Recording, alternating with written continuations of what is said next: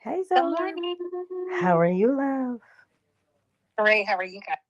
I'm well, and yourself? Zesty. Morning. Great morning. Yes, look at that. We're here. Let's begin, cause nobody had a time change. Ugh. Oh snap! We had a time change. I'll never get it. But I Me digress. either. You guys didn't do it? Yeah, we had one. Okay, yeah, Yeah, we have one too, and I think like everybody is, in so many words, they haven't slept yet. yes, So I know some places they actually don't, and don't. I don't want to misspeak, but I think South Africa is actually a place. No, they're not actually, but there is some places that don't participate in the four or the backward in the times. yeah, I just don't know exactly where. because it's madness. But I digress. Uh, all right, what are we talking about today? Faith knows. Faith knows. You see, originally I was going to say faith is not blind, but I want to tell you what faith is instead of what she is not. We give her a personality, but faith means you said, I'm creating something. And you know that when you create, when you plant a seed, you know you have to reap it. That is what you know. So faith isn't blind. You have faith in what it is that you know. For an example, if you have children and you take them to school and you pick them up, they have faith to know you're coming back to get them because they know it. It's that thing that you do is reliable. They know that you're going to do it. They're not hoping that you'll come back. They know that you will. So when we plant seeds in our lives for things we are creating, for the harvest we want, you don't have to force it to happen. You simply know that, oh, I planted this.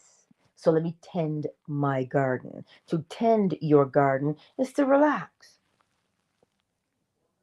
Mm? To tend your garden is to relax. Instead of, you know how we tend to do as humans, we worry, we fret, as if that will, it will not aid in the growth of your garden, but it will aid in the choking of the life from your garden, period. So when we are creating, our faith is not in the unknown because there isn't an unknown. Hmm? The faith is in the known. And what is it that you know? That every cause has its effect, and every effect its cause. So you know that when you plant the seed, it grows. You bring in the harvest. Period. This is why faith is not blind. It's not just something you're hoping and wishing for and waiting on with bated breath. That is not faith. That's worry in disguise. I like the way Neville put it. Neville said, we think that we are relaxed sometimes, but in actuality, we're just so tense. We, we're so tense. We're not actually relaxed, right? Faith knows. She's not blind. She knows what it says to do because she follows law. So when you speak to yourself, if you're having any kind of difficulty, if you're having any kind of worry, why? You have you, and here's the thing. We do not allow worry to run amok with us. We do not allow anxiety to run amok with us. Those are effects. If there is an effect, there's a cause. So your job is to look for the cause. Why? Because if you see the cause and you say, oh, snap, there it is. you can change the cause and bring about a different effect. But here's the beauty. Again, I love the way Neville Goddard puts it. He calls it the law of reversibility because it is easier to hear that than it is to hear cause and effect. If you can make electricity from heat, you can make heat from electricity. Meaning, if you know the desired effect you want to bring about in your life, you will create the cause. Ah, you know the effect. So the cause, every effect has its cause. So if you know the effect, the cause will arise. So we're never stuck. And that's why faith is not blind. It's not this frantic searching in the dark of hoping something turns out the way you want it to turn out. What has us is we want to see how the root comes out of the seed. That's what we want to see. Instead of just knowing that in order for that seed to be anchored, it must have roots. And you know it has roots when you see the sapling. You know it has roots. But we want to know, well, I don't know how it's going to turn out. You already stated the desired effect. That's what it is you've done. So you already know how. You know, I plant it, I reap it. That is how. But the little tiny things that go on under the surface that cause the roots to break out of the bottom of the seed, we aren't there, so we can't see that part. But we know that it happens. That's why you have faith, because you know it is happening. Faith is not this random thing. It isn't. And it will never be a random thing because there is no randomness. Everything is governed by way of law. Mentalism. The all is mind. The universe is a mental creation. As above, so below, as within, so without. Vibration, everything is moving. Everything is moving. And it moves in quite like a swinging fashion. So you're going to have a left and a right, or a to and a fro. The backwards and the forwards, which is polarity. They look like they're different, but they are the same in their nature.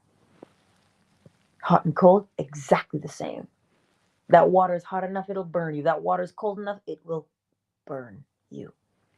Same in their nature. Love and hate, exactly the same in their nature. And from that polarity, the way something moves to and fro creates a rhythm, an ebb and a flow. Hmm? We gather our strength in the ebb. It looks like you're idle, but you're not idle. You can't be idle. Vibration tells you that you cannot be idle. You are always moving, always. Either moving in the direction of where you say you want to go, or you are remaining as you are doing the same actions over and over. But that's the rhythm. And how do we see rhythm in real life? Habit. And they're predictable. Hmm? Habits build your faith, you know. And from these habits, this rhythm, we get a cause and we get an effect. Every cause has its effect, and every effect has its cause. There can be no effect if there was no cause. Hmm? And finally, we have gender or generation, meaning you came up with an idea and you projected masculine to project that idea outward into the womb of creation. And the womb is dark. How are you going to see what's happening there? This is not like spelunking where we have the little light on our forehead so we can see. It's not like that. So the womb is dark, but it knits together everything. So the womb is feminine. and it knits together everything that you said, because it's the seed that you planted in the womb, and it gives you the harvest that you have to reap now. Those are the principles that govern us day in and day out. So that's why faith is not blind. If you know that, oh, I'm having a persistent thought, that persistent thought is going to give you an experience. Period. You don't have to hope for it to happen. It will give you an experience. Whether now or later is irrelevant, but that experience, if you persist in that thought, you will get the experience that matches it, because you cannot get something that doesn't match. The law of correspondence: as above, so below; as within, so without. So this is why faith, she's not blind. You know exactly what is going to happen, and you know how it happens, and you know why it happens. Because the purpose of the law, you understand, if you think about it, and where the law comes from. The law comes from the all. Some people call it God. We're not here to split hairs. They come from somewhere. They are ordered. They are precise. They do not contradict. They do not punish, nor do they reward. They just simply, you reap what you have sown day in and day out. And this again is why faith is not blind. We don't hope for something to happen. You see, that's what we were taught to do. That is bondage. But when you know that when you speak it, this is why when the scripture tells you you give account for every word spoken, you're planting it. You have to reap it. That's what it means. So when we know this now, automatically we have faith, because we know. We know. The law is not in the game of belief, which means it doesn't want you to believe it. It wants you to know it. You don't believe that when you plant corn, you reap corn. You don't believe that. You don't believe that the moon is full on a high tide. You know that it is. There, it is right there. You know it is. And it's interesting how the law of correspondence tells you as above, so below. So if you know full moon, high tide, because you see the evidence there, correspondence would tell you, sure, you see the evidence in the physical realm, but the evidence also exists in the invisible realm. So even though you may not see a thing, you can't see your thoughts, but you know that they're there because your body corresponds and says, hey, we're thinking about this. So either way you look at it, above where it is invisible or below where it is visible, faith remains exactly the same. Right? It remains the same. It is predictable. It truly is. Why would it be predictable? Now, the same way we gave faith a personality, let us now give the law a personality. Why would it do that? Why would it make itself predictable for you? Because when it is predictable, it's reliable. You can trust it. So the law is always working. It is always on. It never sleeps. You can take it to the bank.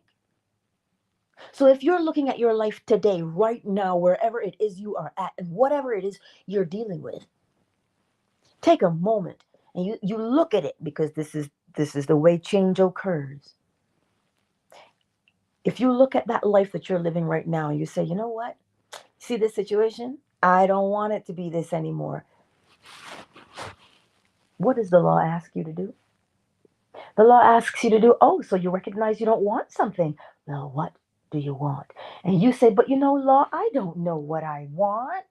The law says, that's okay. What do you want to feel like? The effect. When you know the effect, the cause will emerge because every effect has its cause. So you're never left stranded. Is it because the law cares? No. The law is impartial. It rains on the wicked as well as the righteous, as the scripture tells us. It doesn't mean that George is so corrupt that he gets rain, even though, well, I'm doing all the good things. Where's my rain? No, it rains on the wicked as well as the righteous. The choice that you get is to be either wicked or righteous. That's the choice you get to make, not if it rains. So the law is always on, which means faith isn't blind. If you are dissatisfied with a situation, you can see it clearly because it's right in your face. Well, then, what would you prefer to be pleased with? But what happens with us as people? We complain about the things we are displeased with. But you see, the thing with complaining is you've given that thing your full attention. And how does the law work? When you give something your attention, it means you have planted the seed now. So if you're planting the seed of complaining about that thing, what do you know about seeds that you plant? You know that you reap them. Nobody is telling you that it's a bad idea to complain. Nobody is saying that to you. But what I am saying to you is if you want to change, you can't complain. Because how can you reach forward for change while looking backwards to complain? So faith is not blind. You want to change. What do you want to change to? Because remember the law of vibration. You are always moving from where you are to where you want to be. So if you're busy complaining, that means you want to stay there, not because you're foolish, not because you're dumb, but because that's where your attention is. Period. That's how the law works. Wherever you point yourself, whatever direction you put yourself in, the direction of complaining or the direction of praise, whichever direction, it's a cause, it has to bring about an effect. And we already know exactly what happens when we complain incessantly and persistently. Well, we have to reap things to complain about. But we know what happens to us also. When we say, you know what? What am I grateful for? I can't find one thing to be grateful for. Oh, there has to be. And what do? We begin to look for it. Like the woman in the scripture, and the prophet says to her, what do you have in your house? She says, I got 3 drops of oil. So, what is that scripture telling you? That scripture is telling you, you look at what you do have. Because when you look at what you do have, you bring about more of that. And that's what she needed. She needed more oil because she had no money. But the oil that she had, he said, go and borrow as many containers as you possibly can. And she was like, this man, he's a prophet. He might be crazy, but let me try it. And she had so much oil after she was done pouring into all of these things. What is that story telling you? It is telling you that you recognize the good that you have in your space, the good things about you. You see more of them. And when you see more of them, you are emboldened to act upon those good things. But if you look at the complaining part, well, the law tells you exactly what's going to happen. Because all you're doing is recognizing what you possess. That's all you're doing. As simple as that story is, he asked one question: what do you have? There's a reason why he asked her, what do you have? Because when you know what you have, you know what you will get. But this is not magic. Any farmer will tell you if he knows he has barley seeds, He knows what his harvest will be if he plants those seeds. So faith is not blind. She's not blind in the least bit. You're the one giving her the eyes by telling her what to look at. So today, let us not grow weary in doing good. Don't grow weary with that. Because we sure as heck don't grow weary when we complain, do we? Oh no, we persist. So the same way that you can persist in saying my life is not changing, the same way you can say that, you can say, you know what? I don't like that, but I want to do this instead. And you put all of your attention there. Because why? Because faith will tell you where you plant, then that is what you're going to bring in as your harvest. So you know what's happening. You're not blind, you know. So be encouraged to walk in that knowing. Right? This is the whole purpose. This is what we're going to be talking about later on today. That law of cause and effect, that reversibility, and how it affects us in our communities. Oh, we're going to talk on that today. But I digress. Let us take a brief moment, shall we, to welcome everyone into the space this lovely Monday morning. Jeff, Ruru, I see y'all. Here on Twitter, it is always a pleasure. Facebook and YouTube. Indy is on Facebook. Marjorie, Sugar Visions, David Shea, Butter Joaquin, The Better Man, Sonia, Enoch. I see you all. Marjorie says, yesterday I watched Loki and he was going to the past and the future without any control. And when he figured it out to have control of himself, he said it's not where, when, or why. It's who. It's I am.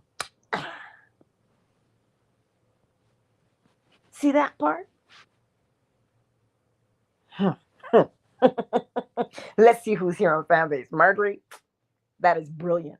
I was watching Loki too, but I didn't finish it because I got busy. Who is here this morning? Marquise. We got Craig. We got Lucky Comrade. Ali. Flo Smiles. Shaya.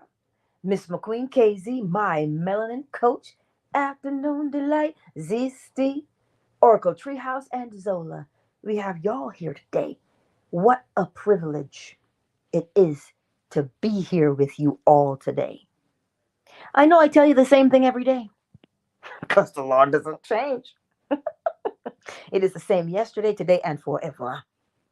And what happens to us? Well, faith comes by hearing. So when we listen and we are reminded of our capabilities, we begin, as the young people say, stand 10 toes down. Why are they standing 10 toes? Because they're standing 10 toes down in what they know. Sure footed. Yay. Like that mountain goat. Right? Sure footed. That's how we've got to be. And here's the beauty of the law. And this is why it is consistent in its repetition, its rhythm. So that you can rely upon it. You can trust it. Could you imagine if it changed every day? We've been a world of hurt, I tell you. We would be in a world of hurt if it was unreliable. So if you want to change your life, recognize what you're doing. You are already being reliable in one direction. Is it the direction you want to be reliable in? It's a simple yes or no. So then you choose where to be reliable because you already are. This is the beauty of the law. day in and day out. It's not there to thwart you and say, oh, look, you having progress? Let me put this stick in your spokes. It doesn't do that. We may think it does because of previous experience we have with people. We think the law is the same as people. No, it is not. Not even, let's not even go there. There is no comparison. The law is not like people. People are finite. We come and we go. We begin and we end. People, not the spirit. The all is the same. All day, every day. So begin to recognize what you have. Because you already see what you don't have. So begin to see what you have. And that is what you will bring about more of. But I know some people say, yeah, but I've been trying. Here's what we do as people. I'm a person, so I know these things. We say, well, I want to change this thing in my life. And we say we want to change it. But because it looks like it's taking a long time, it looks as if you've tried this technique, that technique, it has nothing to do with the technique. It has to do with who are you? What are you saying about yourself and to yourself? So that when you say, I am that, I am, you don't turn around and contradict yourself and say, you see, shit don't work. It takes forever. Nothing changes. No matter how hard I try, it doesn't change.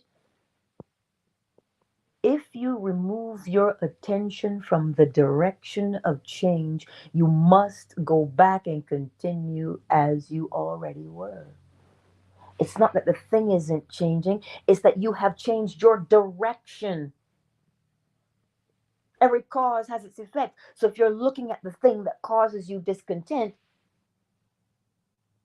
persistently and consistently, well, then that's what you are guaranteed. So you have to keep yourself pointed in the new direction so that you can reap the benefits of that new direction. We didn't just get to the old way of doing things one time. Oh no, we persisted in doing that old behavior. We did it over and over and over again. So what does that tell you? It tells you you have to do the new way over and over and over again until it becomes the old. Which means you don't have to think to do it anymore. You just do it because you are it. So you see, that's why faith is not blind. Because we act upon what we know. This is why we are encouraged to know the self. Because then it is the self that acts. And it doesn't act from a place of, oh, little old me. Remember the scripture? And they wanted to take the land. I think it was Canaan, milk and honey. And what did Joshua say? Oh my God, we are like grasshoppers. What did he say? We are like grasshoppers. If you are a grasshopper in your own sight, you have to be a grasshopper in somebody else's sight. Why? As within, so without. Judge not, lest ye be judged. If you are afraid of being judged, you are already judging yourself. So what's the outcome of that? More judgment. And then what will we say? You see, I always get judged. Yes, because you have not let go of judging you. You beat yourself up at every turn. Stop that right now. We don't make mistakes, you know. We just do things. It's up to you now to say, I don't like that. Or I like it, let me do it again. You understand? But the part that we don't see that is running beneath the surface, the cause, the hidden cause, that brings about the effect, We don't see what that is. And we fight against it all the time.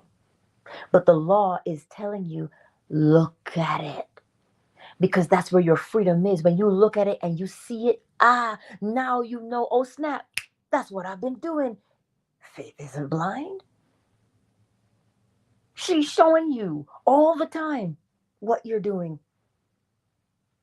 But because we are conditioned to judge ourselves and to feel bad about ourselves, to feel small and insignificant, oh, we've been conditioned. We've been conditioned to do what? To be meek. Because we think meek, when they say the meek shall inherit the earth, the meek does not mean you are a doormat. The meek means you are confident because you know who you are. That's what it means. But because somebody came along and said, a friend of mine, she said the other day, Angela, I am all out of cheeks to turn. We were taught to turn the other cheek. But the law is telling you, if you keep planting that particular behavior of small mindedness, of grasshopper like, you keep planting that, you will, listen, you will never run out of cheeks to turn. Because there's always going to be somebody who's opportunistic to take advantage of you. The law does not want you taken advantage of. So it doesn't want you out here, oh, but I'm meek. Oh, but no, it does not want that for you. Look at the law and tell me where you see that in the law. It says what? The all is mind. The universe is a mental creation. As within, so without. As above, so below. Everything vibrates between two poles, a swing to and fro, creating a rhythm, an ebb and a flow. Every cause has its effect, and every effect its cause. A projection of your will, giving life, giving form. It is sure of itself. That's why it can tell you what it can do and what it can't do. It's not out here in these streets talking about, oh, little old me. No. The law is bold, so you better be bold. Notice, the law does not take advantage of people. The law doesn't step on anybody. It doesn't need to. Because a man is rewarded or punished by way of who and what he deems himself to be. So you don't have to bring about justice. Justice already is. So today, faith is not blind. And the scripture, I believe it says, God is not mocked. How do you mock God? By thinking that you're a grasshopper but expect to be treated like a giant. That's how you attempt to mock God. You can't mock God because you're only mocking the self. So as a man thinketh, therefore he is. Anyhow, let me end there because I can hear my girl out there beating those wings furiously because she's trying to perch. Remember, faith sees, because faith is what you know. You're going to have days where you're up. You're going to have days where you're down. You're going to have days when there's the ebb, there's the flow. But those things come and go, right? But there is one thing that is consistent in the world, just one, and it is the law. And if you pattern yourself after the law and the way that it is consistent, you become disciplined. You become self-disciplined. You know what? Say it to me. I gotta say it. It says, God says, I know your deeds, that you are neither hot nor cold. I wish you were either or the other. Mm-hmm. That's meaning, why are you faking? Why are you trying to tell me I am wealth Mm-hmm. and you feel broke? Yes. You see what I'm saying? Don't play with me. If you lukewarm, it says I will spit you out. God ain't playing. Mm. Mm. Facts. See how beautiful that was?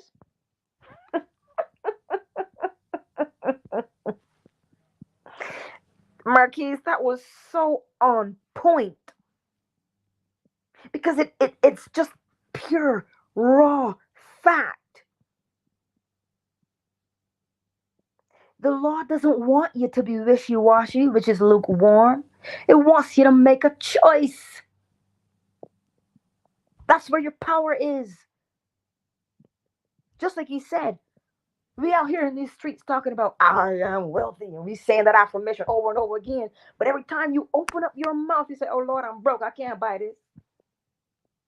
You see how we contradict? We don't contradict. We have to correspond.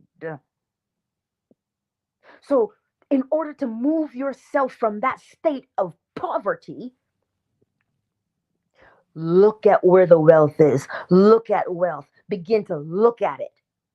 Begin to feel it permeate your body. And when it becomes natural for you, when you say, I am wealthy, and your body says, yes, I am. And it's irrespective of the facts that the government presents you, irrespective of the facts your mom has told you, your family tell you, your friends tell you, your bank account tell you, your job tell you. No respecting of that. Pure what's in your mind. Exactly. Why? Because we walk by faith and not by sight. Hmm?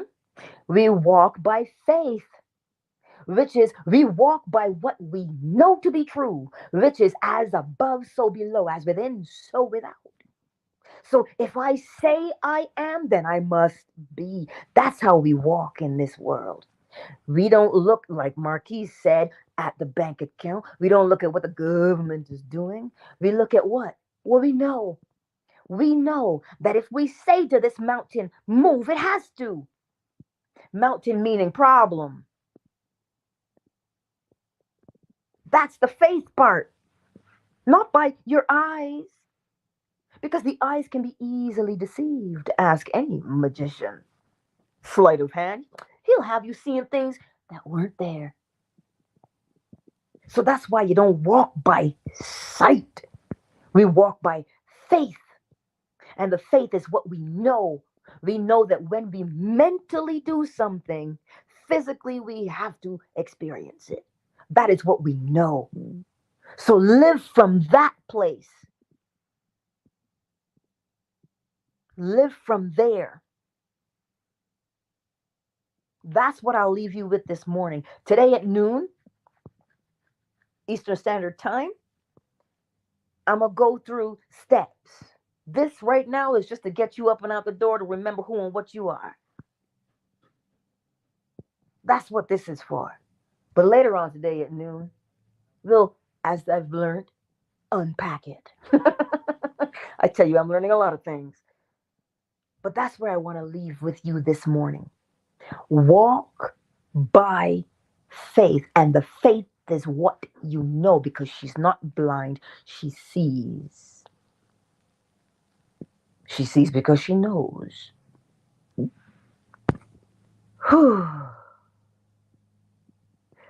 Let me get the bowl. Let me get the bowl.